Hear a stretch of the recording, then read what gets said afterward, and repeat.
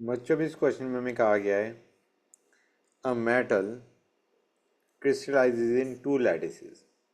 FCC भी बनाता है, बीसीसी भी बनाता है। एफसीसी में जो एज लेंथ है वो कितनी है बच्चों? 2 एंगस्ट्रॉम। और बीसीसी में एज लेंथ क्या है? 2.5 angstrom. What is the ratio of densities of lattices FCC to BCC? तो बच्चों डेंसिटी इन एफसीसी क्या है? हमारा फॉर्मूला हमें पता है, density is Z effective into atomic mass of metal M by N A into a cube. होता ही नहीं होता है बच्चों। एक काम करते हैं, पहला है हमारा एफसीसी का। एफसीसी में जेड इफेक्टिव क्या होगा बच्चों? 4। और ए में मान के चल रहा हूं क्या है बच्चों हमारा? A1। एज लेंथ हमें दे रखी है ना गाइस। A1 कितना है? 2 एंगस्ट्रॉम। इसको A1 क्यूब लिख दिया। अब आते हैं डेंसिटी इन बीसीसी। बीसीसी में अगेन फॉर्मूला वही रहेगा, Z effective into atomic mass of metal by N A into a cube, but this is A2 cube. This is the edge length in BCC guys. समझ में आ रहा है नहीं आ रहा है बच्चों? यहां पे जेड इफेक्टिव क्या आ रहा है? यहाँ पे जेड इफेक्टिव, क्योंकि बीसीसी है, जेड इफेक्टिव इज 2। तो हम क्या कह सकते हैं? Density in FCC by density in BCC, ये पूछा गया है guys. It will be Z of FCC by Z of BCC into edge length in BCC by edge length in FCC का होल क्यूब। समझ में आ रहा है नहीं आ रहा है बच्चों? When you divide this and this will get cancelled on both sides. समझ में आया नहीं आया बच्चों? क्लियर हुई ये चीज़ें नहीं हुई गाइस? ये हमारा A1 हो गया और ये हमारा A2 हो गया। अच्छा बच्चों, एक काम की चीज़ यार, यहाँ पे अगर हमें एज लेंथ ना दी होती तब भी हम आंसर निकाल सकते थे। कैसे बच्चों? क्योंकि हमने दोनों में ही एफसीसी और बीसीसी में सेम मेटल ले रखा है। उससे क्या फायदा होगा गाइस? अगर बीसीसी है, या पहले एफसीसी की बात करते हैं। एफसीसी में क्या मैं कह सकता हूं? 4R will be equal to √2 A1। कह सकते हैं नहीं कह सकते हैं गाइस? भाई एफसीसी है, एफसीसी में 4R is equal to √2 A आता है। You remember that, right? अब दूसरा, अगर यही बीसीसी बना रहा है तो 4R किसके बराबर आने वाला है बच्चों? √3 A2, where A2 is the edge length in BCC बच्चों। समझ में आया नहीं आया? यहाँ पे FCC में 4R was equal to √2 edge length and BCC में it was 4R equal to √3 times of edge length। ये दोनों रिलेशन समझ आ रहे नहीं आ रहे गाइस? आइडिया इज, यहां से तुम A1 और A2 के बीच में you have got a relation, √2 A1 is equal to √3 A2। समझ आ रहा है नहीं आ रहा है बच्चों? तो ये जो चीज़ है ये यहाँ से सॉल्व करी जा सकती है। √2 A1 एंड √3 A2, मतलब आइडिया है तुम्हें एज लेंथ अगर ना दे रखी होती, still we could have found out the ratio of densities of FCC to BCC. Clear हुआ है नहीं हुआ बच्चों? और अगर हमें एज लेंथ दे रखी है then use the edge length which are given to you in question. इन मैं बस ये बता रहा था कि otherwise also you could have solve this question बच्चों। समझ गए? नेक्स्ट पे आते हैं। मतलब यहाँ पे जो रेशियो है, ये वाली रेशियो है, ये हम यहाँ से निकाल सकते थे, √2 A1 equal to √3 A2। Next, iron oxide है, क्यूबिक लैटिस। क्यूबिक लैटिस का हमें नहीं बता रखा, सिंपल क्यूबिक है, बीसीसी है, एफसीसी है, we are not specified, we are just specified cubic lattice. Cubic कुछ भी होता है, फेस सेंटर्ड क्यूबिक भी हो सकता है, बॉडी सेंटर्ड क्यूबिक भी हो सकता है। एज लेंथ कितनी है? 5 एंगस्ट्रॉम। डेंसिटी दे रखी है, number of FEO units per unit cell पूछा गया है, मतलब एक तरीके से जेड इफेक्टिव पूछा गया है। Number of FEO units per unit cell is Z effective. हम सीधा फॉर्मूला लगाएंगे, 4 will be equal to Z effective into molecular mass of FeO by N A into a cube. A क्या है बच्चों, ये सेंटीमीटर में लिया है बच्चों मैंने, एज लेंथ किस में लिया है, सेंटीमीटर में। ये समझ में आ गया होगा तुम्हें, इसमें कोई दिक्कत नहीं आएगी। I am pretty sure it is clear to you. Next पे आते हैं, ए प्लस है बी माइनस है, दोनों का रेडियस दे रखा है। ये आयनिक सॉलिड बना रहे हैं, सीसीपी है बी माइनस के लिए, A plus is present in all of the octahedral voids. कुछ फील आ रही है NaCl टाइप की, कि Cl फॉर्म्स FCC या CCP and cation is present in the octahedral voids. Edge length पूछा गया है बच्चों, कोई दिक्कत आनी नहीं चाहिए। हम कहेंगे 2r of late us say A plus plus 2r of B minus should be equal to A। समझ आ रहा है नहीं आ रहा है बच्चों? भाई A is present in the octahedral void, मतलब एज के सेंटर पे है, और जो हमारा B है वो हमारा कॉर्नर्स पे प्रेजेंट है। तो हम corners and let us say face centres, मतलब do you realise this relation always hold true. ये जब हम NaCl का खड़े थे तो हमने पढ़ा था, एज लेंथ के अलॉन्ग देख रहे हैं, ये आर्म ऑफ बी माइनस, ये आर ऑफ बी माइनस, और बीच में एज सेंटर पे कौन प्रेजेंट है, ए प्लस। तो 2r of A plus plus 2r of B minus equal to A. हमें दोनों का r दे रखा है, इसका भी r दे रखा है, इसका भी r दे रखा है, ए निकाल लेंगे आप। हाँ है ना बच्चों? नेक्स्ट, डेंसिटी दे रखी है NaCl की, ए निकाल सकते हैं बेसिकली हम डेंसिटी से। 43.1 will be equal to, NaCl का हमें पता है बच्चों, NaCl की कितनी यूनिट्स होती हैं, 4 इंटू मोल के mass of NaCl by Na into a cube. समझ आ रहा है नहीं आ रहा है बच्चों? यहां से हम एज लेंथ निकाल लेंगे, यहां से हम क्या निकाल लेंगे, एज लेंथ निकाल लेंगे, ठीक है ना गाइस। अब इंपॉर्टेंट चीज क्या है, हमें पूछेगा distance between Na plus and Cl minus. Basically हमें अगर देखा जाए तो R of cation plus R of अनायन, मतलब मैं कटायन को R मानता हूं और अनायन को कैपिटल R मानता हूं, ये पूछा गया है। हमें पता है NaCl के लिए 2r plus 2r is equal to A। होता ही नहीं होता है बच्चों, this relation always holds true, क्योंकि हमारा कटायन बैठा है एज सेंटर पे और अनायन बैठा है कॉर्नर्स एंड फेस सेंटर्स पे, ठीक है ना बच्चों। अनायन कॉर्नर पे बैठा है और फेस सेंटर पे भी, और कटायन बैठा है एज सेंटर और बॉडी सेंटर पे। तो दिस रिलेशन होल्ड्स ट्रू। पहले हमने ए निकाला और फिर r plus R is nothing but a/2, that is your answer बच्चों। नेक्स्ट पे आते हैं, गैलियम क्रिस्टलाइजेज इन HCP। पूछा गया है टोटल नंबर ऑफ वॉइड्स कितने होंगे अगर इतना ग्राम गैलियम है। तो एक काम करते हैं, एक चीज तुम्हें याद होगा, एक के बजाय लेट मी से n आयंस अगर लैटिस बना रहे हैं, n आयंस अगर लैटिस फॉर्म कर रहे हैं, तो हमारे पास n ऑक्टाहेड्रल वॉइड्स होते हैं और 2n टेट्राहेड्रल वॉइड्स होते हैं।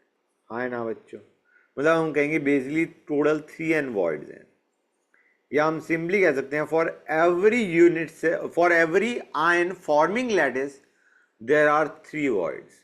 हमने अभी कहा ना बच्चों, n आयंस अगर लैटिस बना रहे हैं तो they are total 3n voids, n octahedral और 2n टेट्राहेड्रल। ये याद होगा, ये मैंने करवाया था कि अगर n आयंस लैटिस बना रहे हैं तो there are n octahedral voids and 2n tetrahedral voids. Close packed structure में बात कर रहे हैं हम, क्लोज पैक्ड स्ट्रक्चर मतलब या तो HCP या CCP। क्लियर है बच्चों? क्लोज पैक्ड स्ट्रक्चर में अगर n आयंस लैटिस बना रहे हैं तो there are n octahedral voids and 2n tetrahedral voids, या हम कहेंगे टोटल वॉइड्स कितने हैं, 3 हैं। अब इससे हमें ये पता चल रहा है, देखो n आयंस अगर लैटिस बना रहे हैं तो 3n वॉइड्स हैं, या फिर मैं कह सकता हूं for every lattice site there are 3 voids. कह सकते नहीं कह सकते, बेसिकली मैंने n काट दिया। For every lattice side, every lattice side के लिए कितने वॉइड हैं, 3 वॉइड हैं। समझ आ रहा है नहीं आ रहा है बच्चों? For every atom present at lattice site there are 3 voids, 1 octahedral void and 2 tetrahedral voids. इसका हम यूज करेंगे. ये कहां से आया है ये स्टेटमेंट? ये यहां से आ रही है बच्चों. Okay good. अब सीधा एक्सप्रेशन बनाते हैं. एचसीबी का तुम रियलाइज करोगे जरूरत ही नहीं पड़ेगी. 0.581 एचसीबी का सिर्फ एक यूज है क्या? हमारा क्लोज पैड स्ट्रक्चर. उन्हें बता रखा है कि we are talking about a close packed structure. और ये जो हमारी कंडीशन है, ये कंडीशन ये क्लोज पैड के लिए चलती है, एचसीपी के लिए या सीसीपी के लिए. They are the close packed structures. तो हम कहेंगे इतने ग्राम इतने ग्राम गैलियम है, तो this by atomic mass of gallium. This is giving us moles of gallium present. Number of gallium atoms कितने होंगे? Into Na. These are the total number of gallium atoms. These are the total number of atoms occupying lattice site. समझ में आ रहा है नहीं आ रहा है बच्चों? लैटिस में जो हमारी साइट है जहां पे हम एटम को रखते हैं, हमारे पास इतने एटम्स हैं. These are the number of atoms.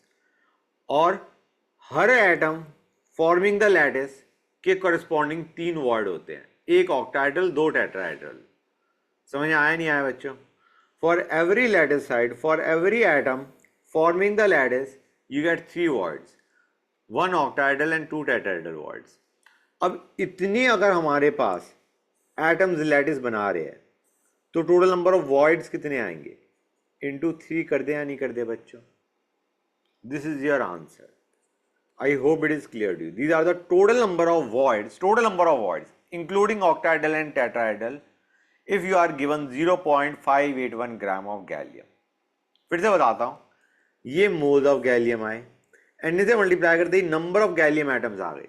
These are the number of atoms forming the lattice. समझ आ रहा है नहीं आ रहा है बच्चों? These are the number of atoms forming the lattice, and for every atom forming the lattice, you have 3 octahedral, 3 voids, 1 octahedral and 2 tetrahedral void. बच्चों clear हुआ या नहीं हुआ बच्चों? इज दिस क्लियर और not? Just tell me that. समझ गए? Great. Next पे आते हैं. A certain element crystallizes in BCC structure, edge length E है, और if the same element crystallizes in FCC structure, the edge length will be what? Guys यहां पे क्या मैं कह सकता हूं, जब BCC होगा तो 4R will be equal to √3a. इस a को मैं A1 लिख रहा हूं. ये A1 हमें दे रखा है, कितना है बच्चों? 27 angstrom. Okay guys, A1 is specified to us. अब यही एटम अगर FCC बना रहा है, FCC में 4R, same atom is forming FCC, मतलब R दोनों के लिए सेम है. जब वो FCC बना रहा होगा तो 4R will be equal to √2a, where this is the edge length in the FCC structure. तो इसको मैं A2 लिख देता हूं. अब हमें A1 दे रखा है और edge length in FCC पूछा गया है, A2 पूछा गया है guys. I think you can easily get your answer of A2 using this relation. समझे या नहीं समझे बच्चों? क्लियर हो गई ये चीज़ या नहीं हो गई? गुड. ये फिर वॉइड का क्वेश्चन आ गया. अभी हमने वॉइड का किया था, अब इसको उसी पैटर्न पे करेंगे. हेक्सागोनल क्लोज पैक स्ट्रक्चर है, मतलब एफिशिएंट पैकिंग है. मतलब आइडिया ये वो पैकिंग है जिसमें अगर n atoms form the lattice, then you get total 3n voids, n octahedral voids and 2n tetrahedral void. बच्चों HCP का यूज क्या है कि क्लोज पैक स्ट्रक्चर है. क्लोज पैक स्ट्रक्चर में for every n atoms forming lattice you get 3n voids, n octahedral and 2n tetrahedral voids. Clear है बच्चों? तो हमें कहा गया है इतना मोल हमारे पास मेटल M के हैं. ओके, अगर इतना मोल मेटल M है तो कितने एटम्स होंगे मेटल के? इतने होंगे. और अभी मैंने बताया था कि for every atom forming the lattice you gate 3 voids. For every atom forming the lattice you gate 3 voids, 1 octahedral and 2 tetrahedral voids. याद आ रहा है नहीं याद आ रहा है बच्चों? for every atom forming lattice.